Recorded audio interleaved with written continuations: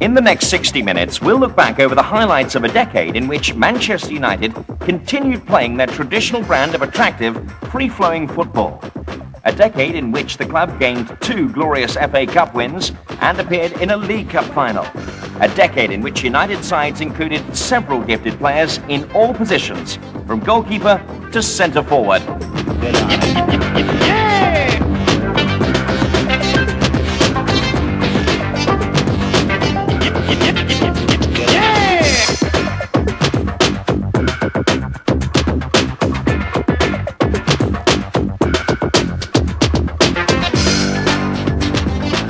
We've invited some Old Trafford heroes of the 1980s to relive their favourite moments from the era and asked them to nominate players for our own Fantasy 11. Manchester United's team of the 80s. We had a squad there I thought that was second to none. We had a wonderful squad, and I think had it not been for what turned out to be just a wonderful Liverpool side, I think you could have seen us vie prominently for the championship then.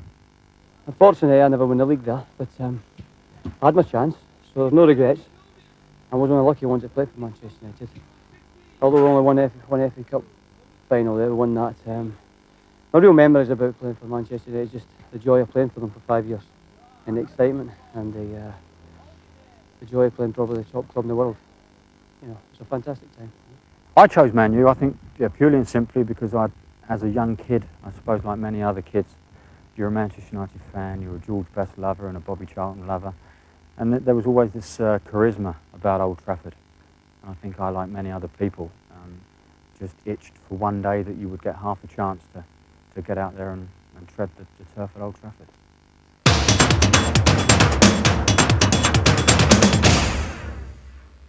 We had a lad named Paddy Roach who'd he played a few games for the United, an Irish boy. Gary Bailey, who was a far better keeper than he's ever given credit for. I mean, after working with Gary for a week or so, I mean, one time I thought we might need a keeper, a top keeper. Certainly Peter Shilton came into my thoughts, but after working with Gary for a week or so, I thought, no, this lad's a hell of a keeper. Just stopped, and Regis lets the shot go, and warning, saved by Bailey. Good cross, McDermott's on the end of this. Souness! Good save by Bailey. Souness struck it well, but Bailey held on where many might have fumbled it. Regis again. Oh, and Bailey has thwarted him again. And this is Bracewell to strike it. Good save by Bailey. It came through a crowd. I think some of the public couldn't understand them because the way it looked very nice. The long blonde hair, they thought it was very fragile in goals. And I can assure you that Ronald Cherry is probably one of the bravest goalies I've ever played with. He did throw himself in front of people's boots, he did do this. He was a good goalkeeper. And he got an unfortunate injury at a time that he was just striding on to going to be a real top-class goalkeeper. It was just unfortunate he got that injury. I was always happy when Gary Bailey was behind me, I can assure you. And they might strike back here with Kennedy.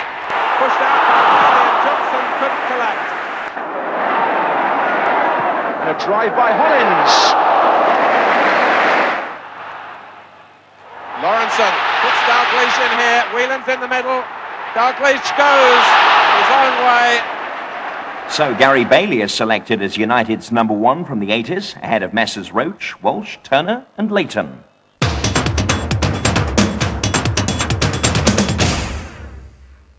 The word reliable springs to mind immediately. They very rarely had bad games, and I think if you got trust and confidence in all aspects of the back four, but obviously full backs as well, I think that filters through the rest of the side, and we always felt really secure out wide, and that was obviously down to Mickey and Arthur. Might come for Hughes. Just got between Clements and the ball. And it comes for Stapleton! Against the crossbar! Can Duxbury finish it off? 3-0!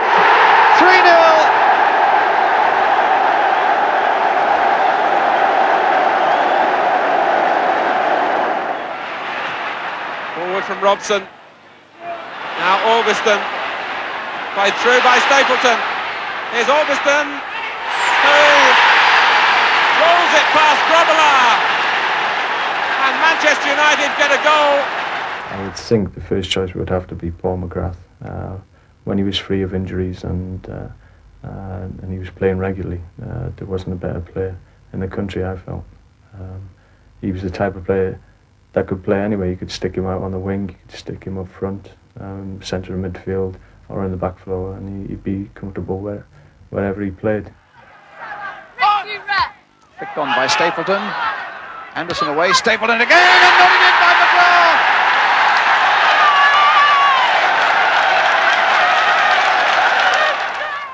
McGrath was world class. I think it's players who think they're wonderful players, who are not so nice, and I think they're wonderful players are the nice lads. I think they're honest lads, they're always honest, and they know when they've had bad games, they know when they've had good games, and they don't need to tell anybody when they've had good games. His wholeheartedness, really, he would never give up, and he was very much a Red through and through. And he'd throw his head in where people wouldn't even think to throw their feet in, but that was Kevin, and unfortunately for him, he usually came off worse. But I think when we all saw the way he was committed to the side, I think that inspired the rest of us as well. Right across, and it's been driven in by Moran. Kevin Moran makes it 2-1. Other United defenders who just miss out on a place in the team of the decade include tough-tackling centre-back Gordon McQueen, experienced fullback and member of the victorious 85 Cup-winning side John Gidman, and versatile international defender Viv Anderson.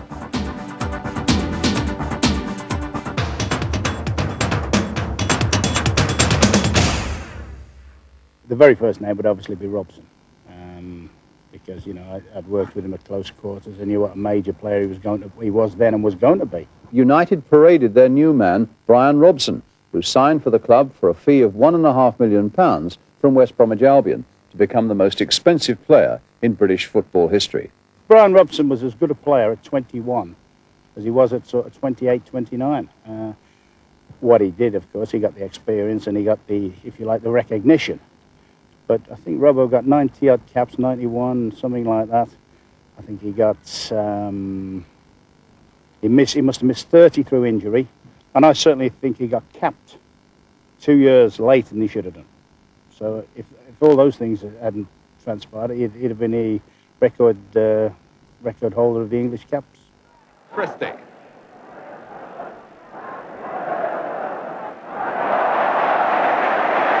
Robson reflecting the confidence in Manchester United's display.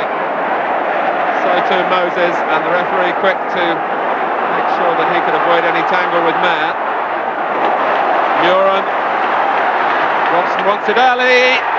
Brilliant goal. A salute of genuine satisfaction.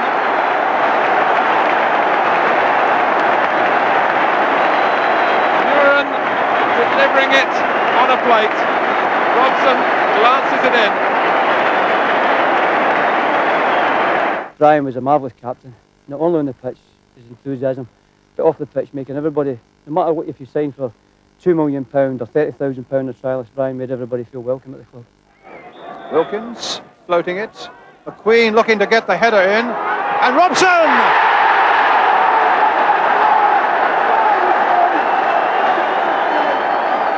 So, Brian Robson gets his second goal for Manchester United.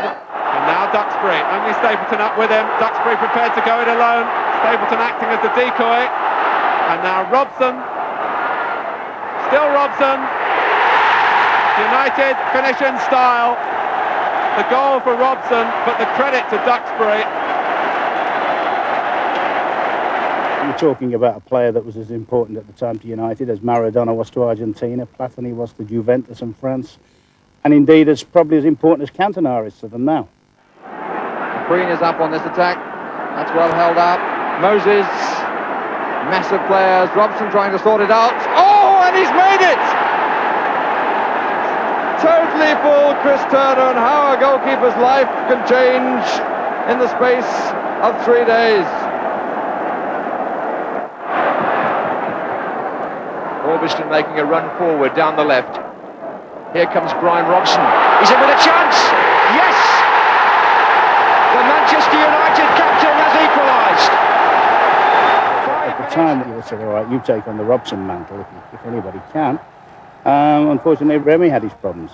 If you talk to players that played alongside Remy Moses, and they'll tell you what a tremendous little player he was and would have been even better, but for injury. Moses, Strachan, lovely play. Can Moses finish it off? Number 4! Brilliant goal!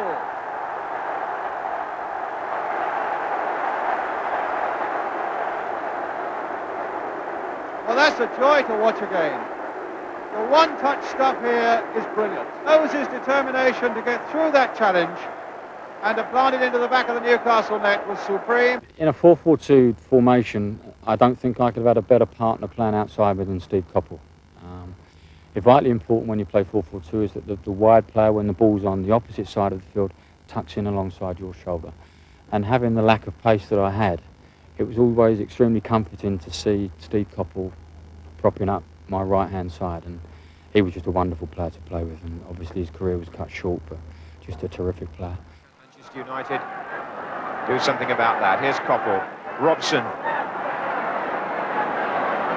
and Wilkins.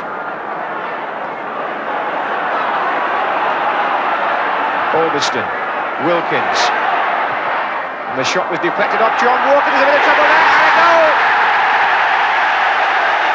Steve Coppell.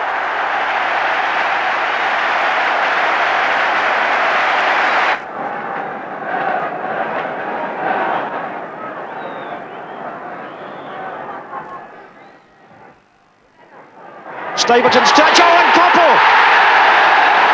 Second week running, Steve Coppell. 1-0 to Manchester United. The Muren corner from the far side produces the goal. I used Gordon as basically to play in the same sort of role as Stevie Coppell had occupied for us. I mean, we lost Stevie Coppell, unfortunately, with injury, very prematurely. Replaced him for a short while with Arthur Graham, who came in and did a smashing job for us. And then Gordon came and, if anything, was the icing on the cake. He combined a lot of both what Stevie and Arthur did, with perhaps even a little bit more subtlety. So it was a major player for us in the wide areas, yeah. And he also got, albeit a lot of penalties, but I think he scored about 18 goals in his first year for us. Play on, said the referee, no foul. Moses in possession, finds Hughes. Moses again. A long ball, seeking out Strachan, but not quite finding him. Yes, he has. This is 5. It's an absolute riot now.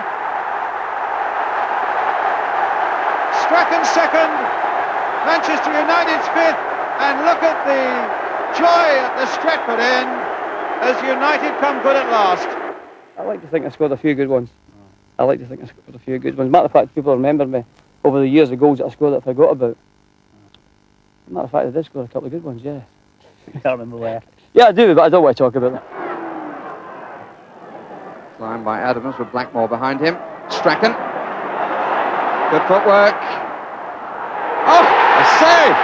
They were all looking for an offside verdict against McClare, but Strachan didn't need him. Oh, the little fella, yeah, the little fella would always be in any best 11 I would ever pick of players that I've worked with.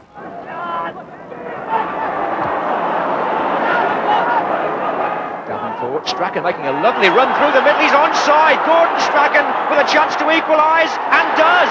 The only team I've had that I think that was better to watch may have been the West Brom team in the 80s of Regis, Cunningham and Robson, and a few more Moses and a few more others. That was an exciting side. But the United side of the Robsons, the Whitesides, the Murens. Arnold Muren was a fabulous player. Bakari's pass, nicely judged for Moses and Stapleton. Moses again. Muren, the goal is open, and Muren finds it. Great technical ability, very comfortable on the ball, never give the ball away, and you could spot your run earlier than anybody really. If you made any kind half-decent run, and you felt that you should have it, invariably you would get it off Arnold, and usually right on your toe as well without having to break your stride. He was that good. Some midfield players just knock the ball up to you in your general direction, whereas Ray would always favour you, giving you a little bit more chance to keep hold of the ball. Brian Robson pushing well forward as Wilkins starts things off to Muren.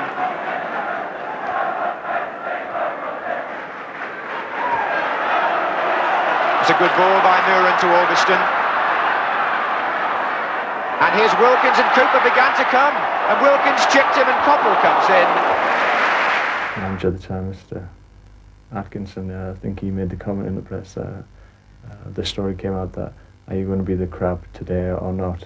Unfortunately, the press latched onto that, and it stuck for longer than it should have done, really, because he was certainly more than a sideway passing player. He had great vision, and he was a very nice bloke as well. He helped me when I first got in the side. He was always encouraging, wanting you to do well, and he's never changed when I've met him later in life. Augustin's made a run from the back, and Wilkins has scored one, and that's absolutely magnificent.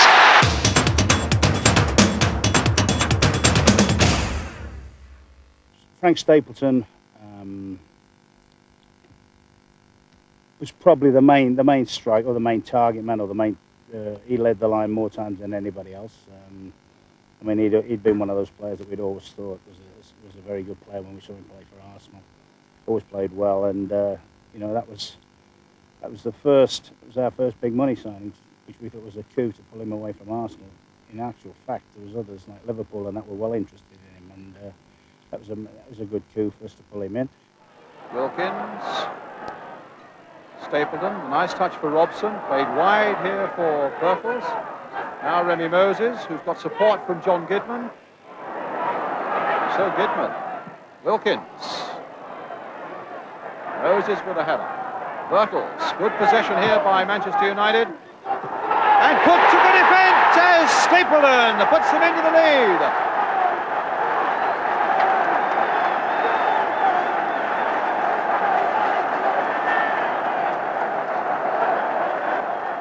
To pick out McElroy, and here's Stapleton in a race with Bradshaw, and Frank Stapleton puts Manchester United in front in the 9th minute.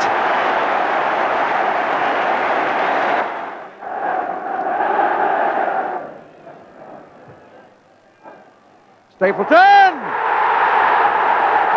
Well, he beats Kevin Bond, he got in front of him, and the ball just beats the left hand of Joe Corrigan.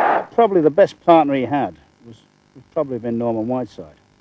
I mean, Norman was a smashing forward player, terrific midfield player. If he'd have had a yard of pace extra, and it's all ifs and buts, he would have been probably in the best 6 players of all time. Robson, United finding room in which to manoeuvre in midfield. This is Muren, a beautifully delivered header for Whiteside. 3 points are in prospect here. Robson. Oh, I say there's a gap there, and Whiteside. What a fine finish.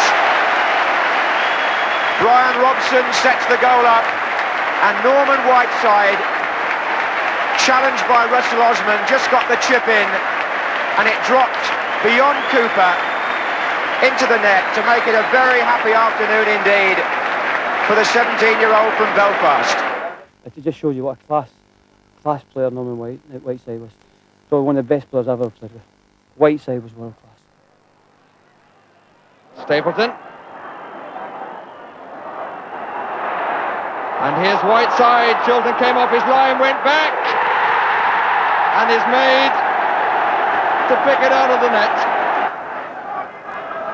Stapleton. Norman Whiteside playing up front with Stapleton, wearing number 10. Here's Wilkins. Here's Whiteside. Tackled by Osman. Wilkins. Coming up on the left is Arthur Augustin. And Mick Mills. And they got Whiteside. Steve McCall got caught. we'd always thought that if he wasn't quite absolute top drawer up front, he was going to be a world-class midfield player. Because while everybody talks about Norman as having this sort of, if you like, hard man image, Norman's biggest strength was his ability to play. He could stand on a football field and know where every player on the field was. He had so much awareness of what was going on.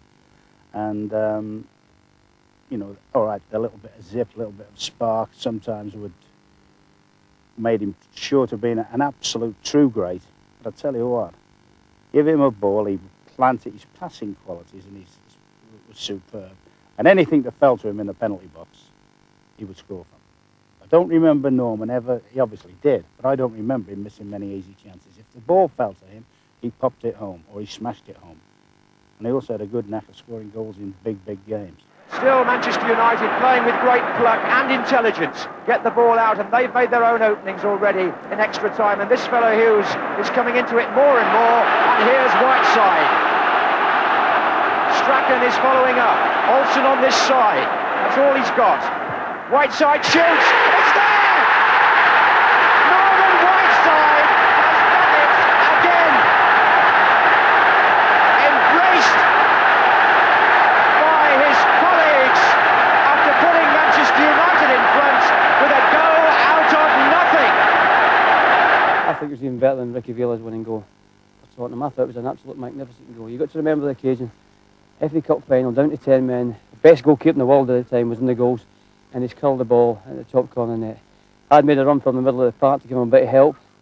It's probably my last run I was going to make in the whole game. And as I was making a run round Norman, I was shouting for the ball. Give us it, Norman, give us it. And then the big fella turned and said, I thought, you big. And the next minute, it's in the back of the net. I thought, what a good move, Norman. I think I was so tired I couldn't join in the celebrations. But it just shows you what a class player Norman Whiteside was. Jimmy Greenough up the front was a wonderful technician, absolutely wonderful. Who must be one of the unluckiest players I felt not ever to win an international cap. I think he didn't win an international cap anyway, but just a wonderful technician. McElroy is just inside. Greenough is far post. Jimmy Greenoff! Funnily enough, the first time I ever saw Sparky play, I thought, oh, I'm not too sure about you, son. It was a youth match against Derby, and against Leeds. And we had him and Whiteside as our two young centre forwards in the youth team, which wasn't a bad sort of combination. And I thought, I'm not too sure, this, that and the other. And he hadn't done much in the game. And then the last minute, he got the ball and he went past about four and then unleashed one of those that had become his trademark. And I went, I'm a lot surer now. Yeah, a good player, Sparky. Well, that's a poor goal kick by Segers. And Hughes is away. Can they catch him? They can't. Well, it wasn't exactly put on a plate, but Hughes helped himself to what was on offer.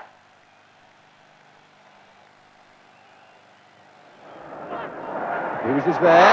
Good turn by Hughes. Splendid goal.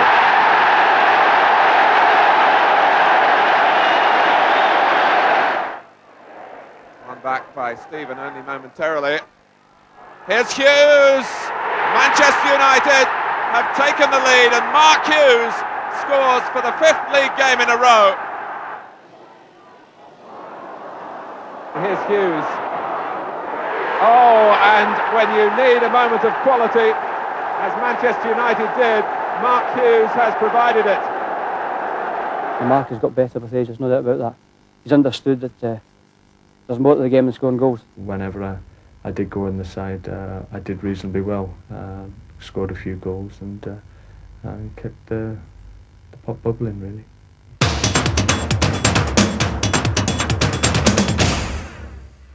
But it'd be good to remember that me and Alex were together something like 11 years. And it was a lot more than 11 years with my dad, and I had less, I had far more arguments with my dad than I did with Alex. It's just when you're in the media's eye that the attention's come to you if you have an argument. It happens every day in football. It just seems all blown out of proportion at times. But we have a healthy respect for each other, there's no doubt about that. But the two lads are different in their styles. The public persona is completely different. Ron's more carefree, Alex more cagey in what he says, a bit like Dalglish. Ron's outward going, the press love him, fans love him.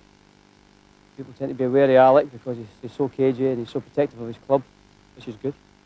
But the one binding fact that both of them have got is that the will to win, the will to play football the right way.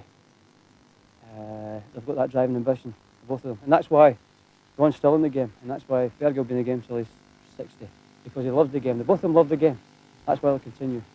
It had been a good side. The previous season they finished mid-table after winning 7 games on the streak. That was the last 7 games under Dave Sexton. But it was a side that basically the best players were coming to the ends of their career, i.e. Lou Macari, Martin Buchan, people like that. Joe Jordan had been the player of the year, but he'd already agreed to go off to Milan when I arrived. So there was a fair bit of what I call major surgeries to be done. Yeah, obviously Dave Sexton was the manager who brought me in, and Tommy Kavanagh was his number 2, and we played basically a 4-4-2. I think I had a terrific rapport with every player there. It was a great club, but it still is a great club. But at the time we were there, it was just a pleasure to go in training. Eventually there was changes in management. Obviously Ron Atkinson came in for Dave. But it wasn't really going through a transitional period. Obviously when Ron came in, he decided that he wanted other people there. So obviously managers change, and they change personnel. Yeah, I was sold by Ron Atkinson and Mr. Ferguson bought me. I think the club was more disciplined when I came back. I was aware of that very early on, and I think that obviously that stemmed from the manager. Everybody was a little bit frightened of him and not sure how he was going to react from day to day, but I kept everybody on their toes.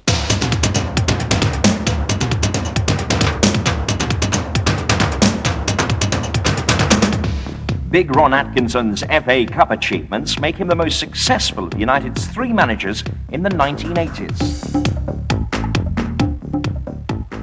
Alex Ferguson's many triumphs were to follow in the 90s after his move to the club from Aberdeen in November 1986. Dave Sexton was sacked in 1981 after 4 seasons in charge. He'd led them to the runners-up spot in the league only a year earlier.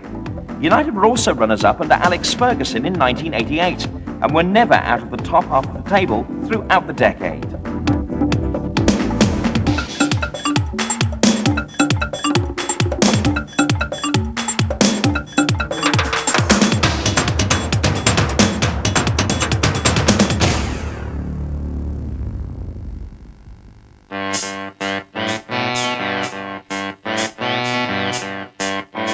This is the dream team that our esteemed panel has helped to select. A formation that never actually played together, but what a side they would have made. Saved by Bailey. Souness took it well, and Bailey held on where many might have fumbled it. Can Duxbury finish it off? 3-0. Right across, and it's been driven in by Moran. Kevin Moran makes it 2-1.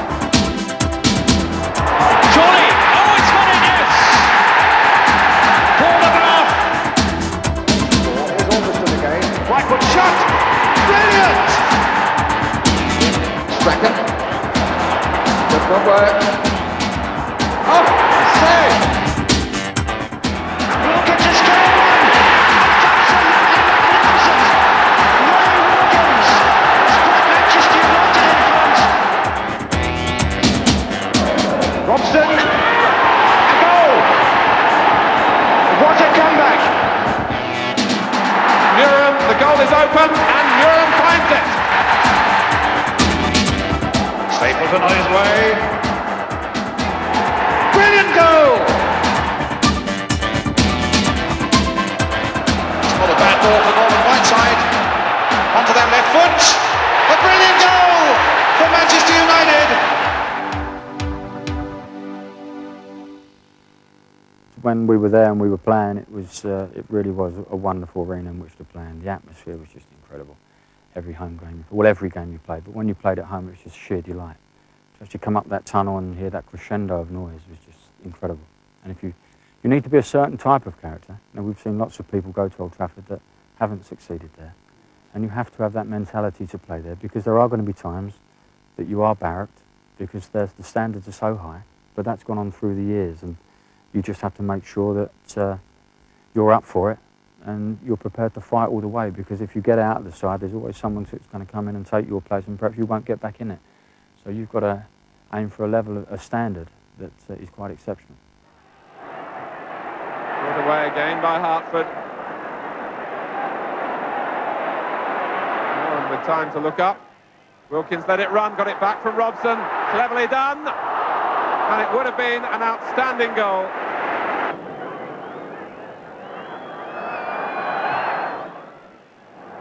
City bringing men back to cover the near post, which has been the target of most of United's corners. Reed is there. In from Koppel. It's Birtles who let it run. Wilkins who shoots and brings the best out of Corrigan. And a wry shake of the head from Ray Wilkins. But Corrigan's handling was equal to the occasion. We did have some real humdingers against them. You know, the form book really does, and it isn't a cliche, the form book does go out the window. It's extremely tough stuff playing in derbies. The emotions are up, the supporters are up. And it's a one-off, and it is a special game. But if you're not from that area, it doesn't really matter. You just knuckle down and hope that your side, well, not hope, you make sure that your side comes out on top for the supporters. Obviously, if me being from London, then Chelsea-Tottenham would have been my derby. But I felt for the other lads, the Mancunian boys, that really felt that this was their game, and the Glaswegians when I was at Rangers. There are certain games, obviously, that do stand out in your mind. And I think it was the day that Brian Robson actually signed at Old Trafford. And it was on that day that we played the Wolves, and everything just come together. And we played a game there that was as close to 10 out of 10, I think, as we'll ever get. The one-touch and two-touch football was just something special. I think Sammy Mack netted a hat-trick. Frank Stapes, I think, got on the score sheet. And we ran out 5-0 winners, but I can assure you it could have been a lot more than 5. The football was just of such a high quality. I think that stands out in my career as one of the closest perfect performances that I've ever been involved in as far as a team's been concerned. So it's Wolves who kick off against the Manchester United side that have gone 5 games now unbeaten. 2 of the most distinctive strips in the Football League, the red and white of United and the old gold and black of Wolves. Ball cleared by Arthur Albiston.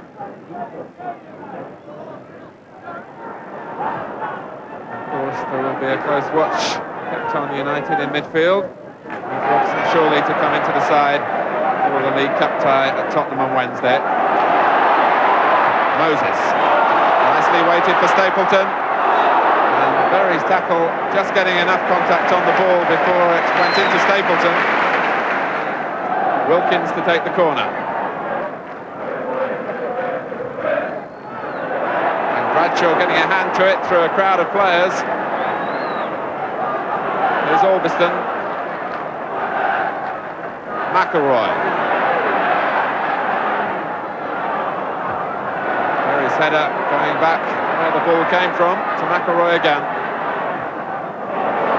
And Stapleton with a free header, and he wastes a chance.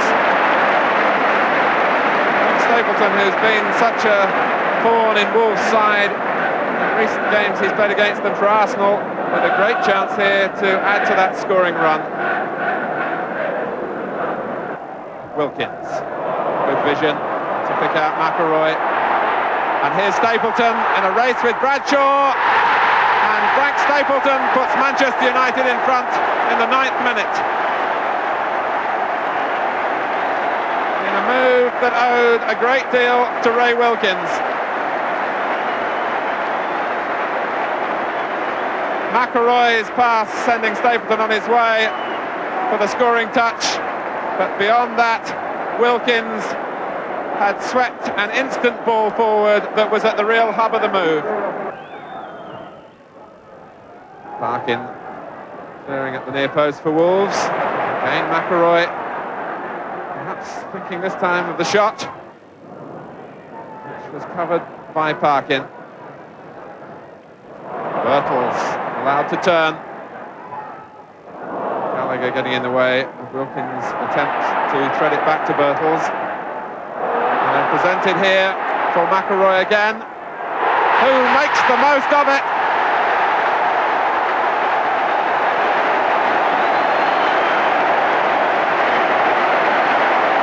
Well, a catastrophic error from Peter Daniel, I think it was, who gave it straight to McElroy, who punished the error with his left foot.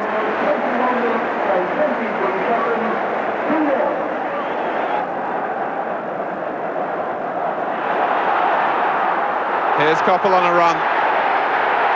Now Orbiston and Birtles in acres of space. Coppell and Palmer almost turning it back into Coppell's stride. And a move fully deserving of the applause. And Wolves on the rack at the moment. McElroy. Gets it back from Stapleton. Here's Birtles. And again, as an end product to the build-up. Birtles swiveling into the shots on his stronger left foot.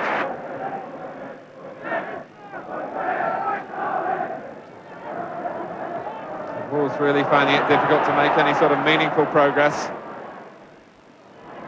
Stapleton, and it dipped against the bar. Wilkins was in to try and make something of the rebound. Orbiston. The pressure still on. Ron Atkinson must be highly pleased with the first half performance from Manchester United, but we'll surely be expecting them to continue in the same vein in the second half.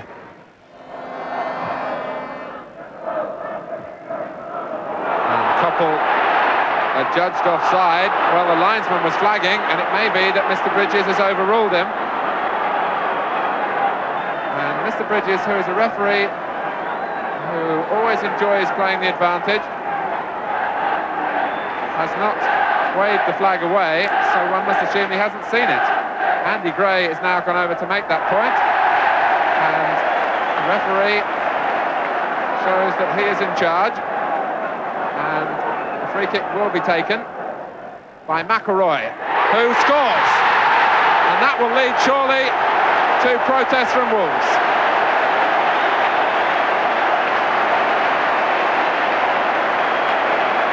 Mr. Bridges has sprinted away. This was McElroy's effort that curved spectacularly past Bradshaw. Andy Gray leading the protests. The flag went up immediately. The initial ball was played through for Steve Coppell, who was then brought down.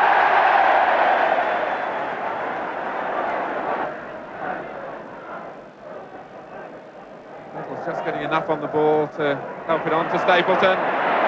Moses picking out Coppell. It was an awkward one to control, but he accomplished it well. Birtles flick, and Stapleton blocked by Palmer, and it's Moses blocked by Berry.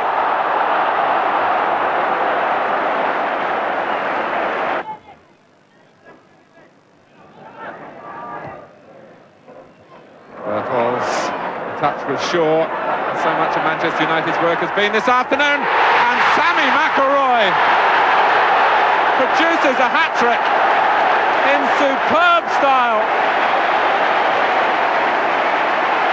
Well, it would have been hard really to produce something to top his work in this game, but he's managed it. A swerver that had Paul Bradshaw totally perplexed.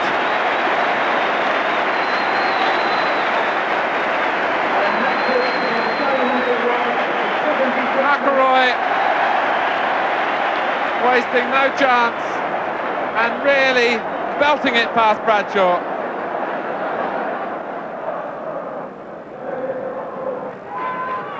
Here's Daniel. And that was Hibbett.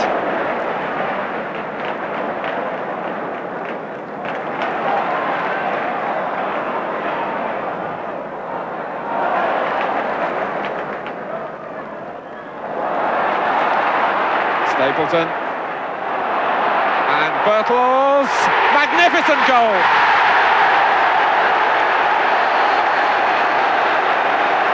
Well, you won't see two strikers link up as well as that surely all season. The Frank Stapleton, Gary Birtles partnerships very much in business, and Stapleton just toe-ending it through. Bailey missed it. Birtles didn't. Well, they came here to welcome the new recruit, Brian Robson, but they go away celebrating the work of a long-time hero, Sammy McIlroy, who walks off the field, a player not renowned for scoring goals, but a hat-trick to his name today.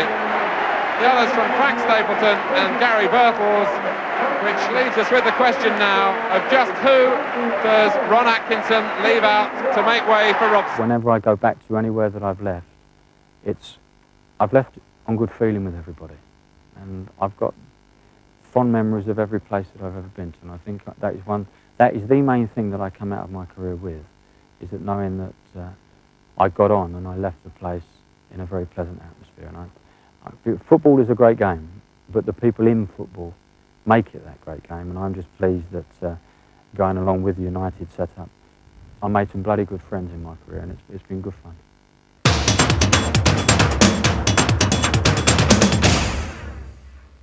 It was the next thing to Vietnam I can remember. Oh, it was hostile, I tell you. Yeah, it was some fun and games in those matches. But I tell you what was always good.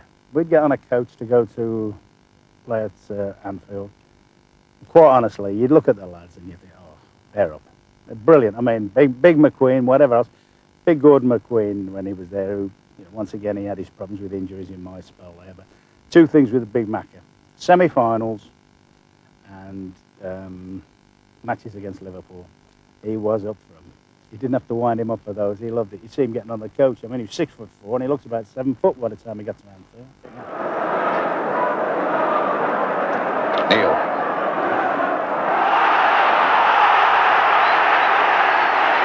And now Neil. A sense also, Ian, to be honest, that with all the tension we've got here, it's verging a little bit, not towards nasty, but it's getting a little bit more physical by the minute. Well, there's one or two tousy little tackles going in, and I would say Norman Whiteside has been involved in, more than he should be, really. So I think he'll have to watch himself. Down the line for Jesper Olsen. Hughes. Whiteside. Curling cross to Stapleton!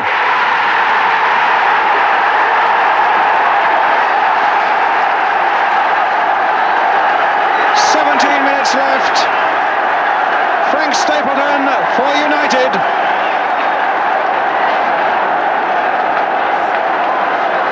What a delightful goal it was, man. Beautiful ball in by Norman Whiteside.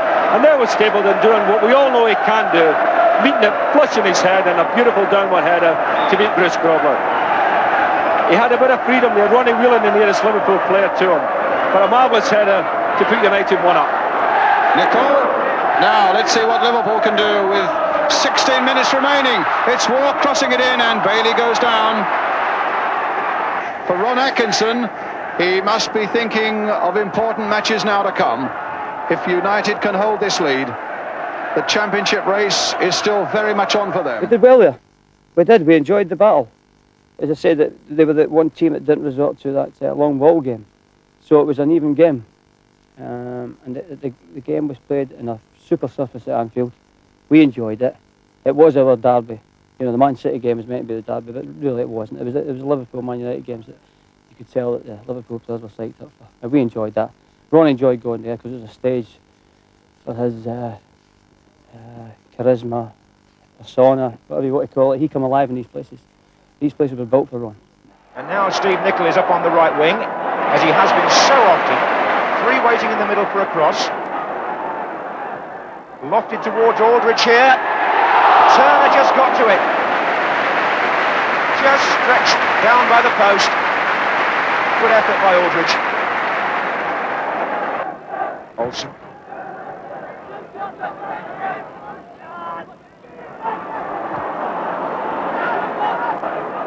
Davenport. Strachan making a lovely run through the middle. He's onside. Gordon Strachan with a chance to equalise, and does. What a Turner. The 10 men have come back from 3-1 down to 3-3. Davenport put him through. The Liverpool defence was square. They queried the linesman who kept his flag down, and Strachan kept his cool. A nice tidy finish on 78 minutes.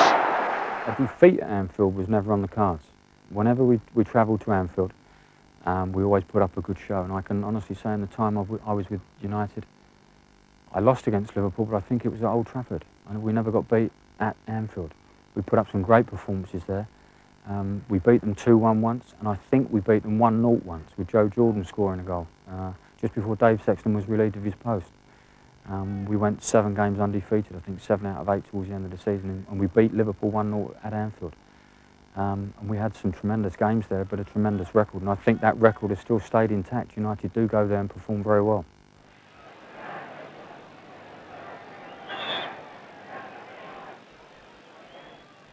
In from Robson, and that's Stapleton, and that's Moran, and United go in front.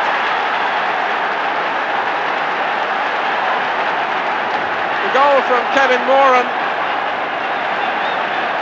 as Robson curled the ball in. A delightful header from Stapleton. Robillard may feel he should have turned it round the post. It came straight out for Moran. Plotting being done by Kennedy and Souness, with Lee there as well.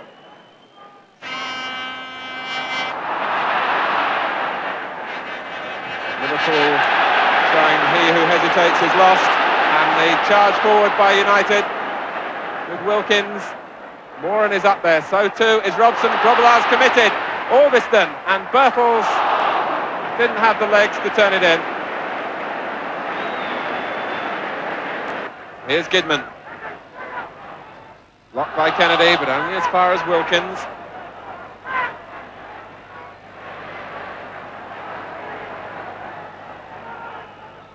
Now Koppel. Moses. There's Orbiston. And Grobbelaar. Superb handling.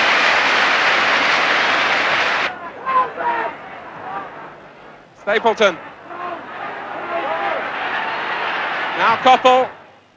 Ricochet was stopped by Hansen, and then out from Souness.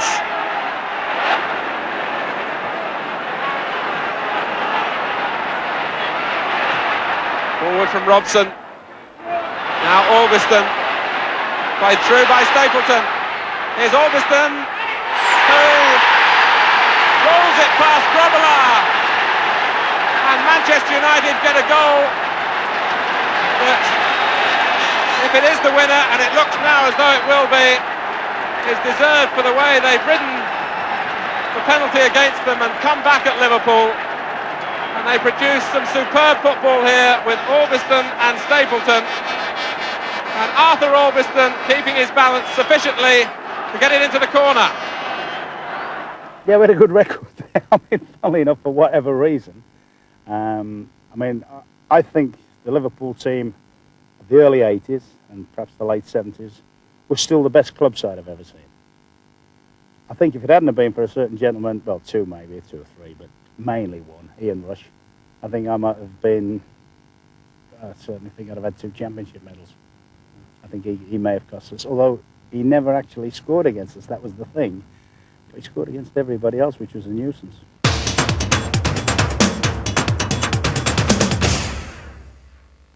When I joined, it seemed to be full of stars, full of quality players. To be honest with you, I was going abroad. I'd made my mind up I had enough of British football and everything else. And I think when Manchester United come along, you're thinking it goes out the window. Your rational thinking goes out the window. You sign from your heart. The chance to play at Old Trafford with Robson, Frank Stapleton, Norman Whiteside, Arnold Muir. It was too great an opportunity to play in a theatre that Alec calls the theatre of dreams. And I can understand what he's talking about. Yes, it's the possibility to achieve every one of your dreams at that club. Unfortunately, I never won the league there, but I had my chance, so there's no regrets. I was one of the lucky ones that played for Manchester United. Although we only won FA Cup final, they won that. My real memories about playing for Manchester United is just the joy of playing for them for 5 years, and the excitement, and the joy of playing probably the top club in the world. Hughes, Strachan. Still Strachan for United, the 10 men, and Robson's coming in. Couldn't quite make it the first time. Hughes waiting in the middle. So is Whiteside, and here comes Gidman. There's no Stapleton up there now, he's back at centre half.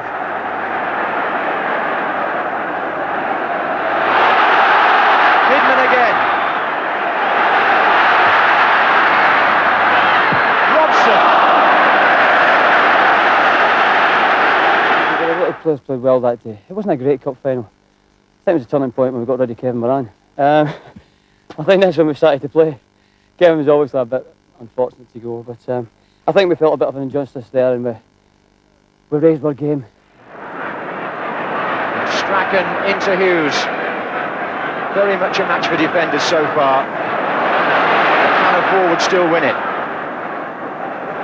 McGrath. Oh, mistake by McGrath. And the through here. Oh! Well, Reid has been brought down by Kevin Moran. And that has to be a booking at the very least. Peter Reid has been brought down. Moran will be booked. But I have a feeling that if Reid could have passed that ball a moment earlier, one of two other... Oh, he tried to, in fairness. He was trying to find Gray. And is he going to be sent off or not? It looks as though Peter Willis is going to send Kevin Moran off. It was the denying of the goal-scoring opportunity, and we could have a player sent off in the FA Cup final for the first time ever. Kevin Moran has lost his head now because he thinks Peter Willis is sending him off, and they're trying to restrain him.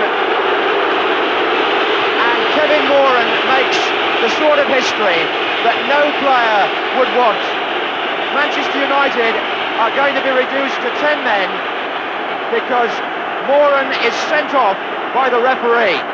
It's funny, you're playing cup finals, and it's fortunate that we played 2 games, because normally you play in the first game and you don't remember a thing about it. It just flashes past, the whole day just zooms past, and you just don't remember anything. But we had the opportunity to go back and do it again. The goal, Arnold Muren hit me a wonderful pass, and as the old cliche goes, it normally ends up in the stand or it goes in the back of the net, and thankfully it ended up in the back of the net. But the celebrations after, I regret, because for extra time I was just zonked out. I'd used up all my adrenaline and emotion in scoring that goal.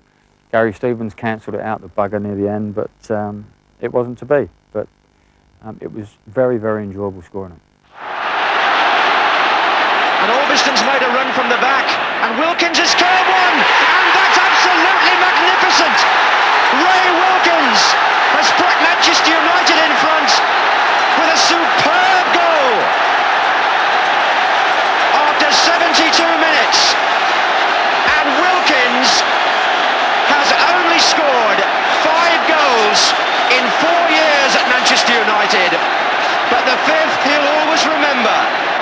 Finals are always great. You know, I was involved in good semi-finals as well. You know, to beat Arsenal and come from behind, to beat Liverpool on a replay, that was smashing, because we'd actually beaten them twice at Goodison Park on the Saturday, and they'd equalised with the last kick of normal time. They'd equalised with the last kick of extra time. We went back to Main Road for the replay. They got a very fluky goal. McGrath, one of McGrath's few goals. Unfortunately, it was against us. Put one in his own net, but we clawed our way back in, and we beat them in a thrilling finale. Once again, Robson did what he did in previous semi-finals. He got a goal, and then Mark Hughes put us through. Free kick to Manchester United. Grimes.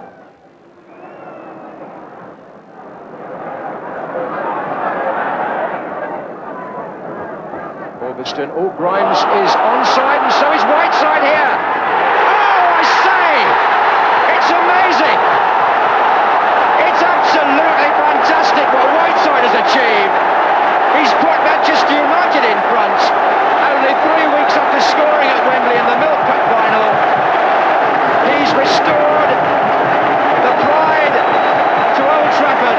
They've come from behind. Arthur Orbiston forward, and Norman Whiteside saw his opportunity. He came from an inside left position. Onside, said the linesman. The volley with his left foot, absolutely perfect. We've played 3 minutes of stoppage time, and Arsenal have one last chance to save it. Kenny Sansom.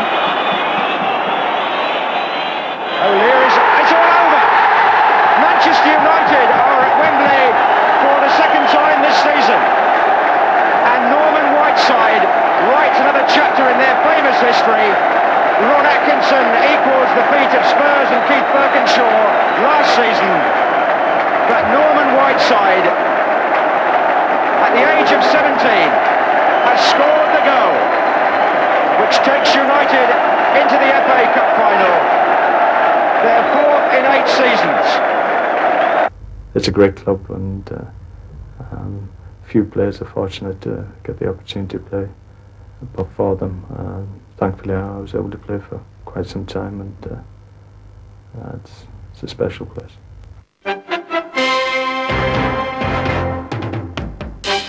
The first name on our team sheet for the team of the 80s is South African-based goalkeeper Gary Bailey, who played for United between 1978 and 1987.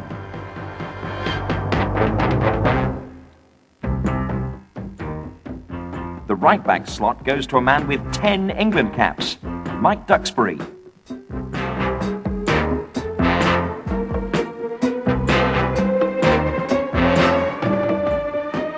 Scottish left-back Arthur Albiston played for United for a mammoth 14 seasons, and he's the only player to make it into both our teams of the 70s and 80s.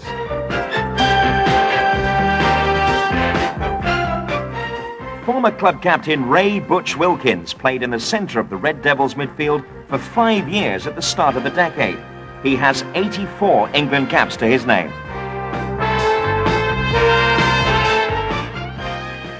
Irishman Kevin Moran pips Gordon McQueen to the number 5 shirt. Kevin was a virtual ever-present in the United side from 1980 to 1988. Stylish, composed, a hero of the Stretford end. The other centre-back has to be Paul McGrath.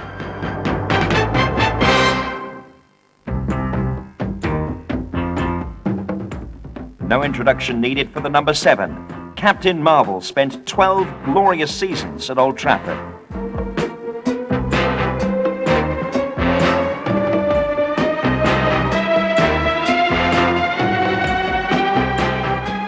Arnold Muren, the classy Dutch playmaker, makes it into the team for his sparkling form between 1982 and 1984. The third Irishman to make it into the team of the decade is skillful centre-forward Frank Stapleton, a man who scored for and against United in an FA Cup final. Number 10 is the second Belfast boy to make such a striking impression at Old Trafford. Norman Whiteside is handed a forward role in our dream team.